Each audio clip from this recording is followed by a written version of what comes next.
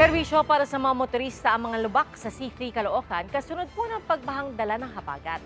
At ang isang rider na pagastos pa matapos masira ang kanyang motorsiklo dahil sa lubak. Saksi si Jamie Santos. Uka-uka at puno ng malalaki at malalalim na lubak ang ilang bahagi ng C3 Road sa Caloocan. Gapang ang takbo ng mga sasakyan na iniiwasan ng mga butas sa kalsada. Perwisyo para sa mga dumaraan sa C3 Road, kanto ng A. Mabini, gayon din sa ilalim ng 5th Avenue Station ng LRT-1. Sa bahagi ng kalsadang papunta sa La Loma Cemetery, mas kita ang tindi ng pagkasira.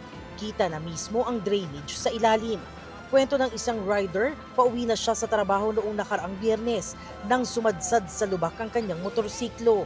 Sobrang dilim, umuulan. Yung lubak, hindi ko siya napansin kasi naanuan ng tubig. Buti na-control ko yung motor na hindi ako matumba. Yung likod ko ang pumalo sa yung likod ng motor ang pumalo sa lubak.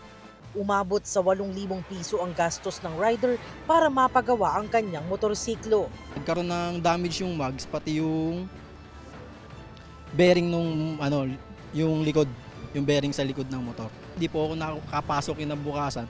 Kwento naman ng isa pang rider, muntik din siyang maaksidente dahil sa lubak. Nag-red light po yung stoplight, kaya po nagawa kong prenuwan yung kalsada, yung lubak. Kung hindi po ma'am, baka gumulong po ako dun. Ayon sa DPWH, 24/7 ang trabaho para kumpunihin ang mga lubak sa kalsada habang may pagkakataong hindi malakas ang ulan. Tutok daw ang DPWH sa NCR at iba pang lugar na tinamaan ng bagyo at habagat, kabilang ang Cavite, Pampanga at Bulacan.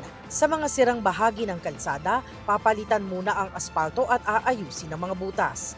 Papagitan muna natin kasi hindi tayo makakapagbakbak eh.